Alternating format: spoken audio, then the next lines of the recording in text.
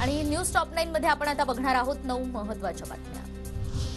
भाजपचे ज्येष्ठ नेते लालकृष्ण अडवाणी यांना भारतरत्न पुरस्कार जाहीर। पंतप्रधान नरेंद्र मोदी यांची ट्विट करत माहिती।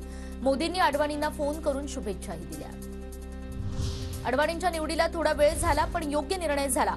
उशिरा का होईना त्यांना सन्मान मिळाला। शरद पवारांच्या अडवाणींना भारतरत्न जाहीर झाल्यानंतरची प्रतिक्रिया। विधानसभा अध्यक्ष राहुल नार्वेकरांच्या नावाने फसवणुकीचा प्रयत्न करणाऱ्या दोघांविरोधात गुन्हा दाखल। टूर्स अँड ट्रॅव्हल्स कंपनीकडे अध्यक्षांच्या नावे मागितले पैसे। आरोपींनी कर्मचाऱ्याला धमकी देऊन काढला पळ।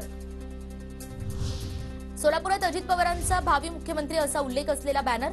पक्षफुटीनंतर अजित पवारांचा पहिल्यांदाच संघटनात्मक दौरा। पुढच्या 1 ते 2 दिवसात महाविकास आघाडीच्या जागा वाटपाचा फॉर्म्युला ठरेल। सुप्रिया सुळेंची माहिती। प्रकाश आंबेडकरांनी आमच्या बरोबर यावं आणि दिल्लीमध्ये नेतृत्व करावं, सुळेंचं वक्तव्य। हरिभाऊ राठोड सर्वांना मूर्ख बनवतात। ओबीसी 17%, त्यात विभाजन कशाला? ओबीसी समाजाने त्यांच्यापासून सावध राहिलं पाहिजे, छगन भुजबळ यांची टीका। मनसे अध्यक्ष राज ठाकरे आणि मुख्यमंत्री शिंदेंची आजची भेट रद्द। शिंदेंच्या डोळ्याची शस्त्रक्रिया झाल्याने भेट रद्द झाल्याची माहिती। टोलच्या मुद्द्यावर राज ठाकरे घेणार होते भेट।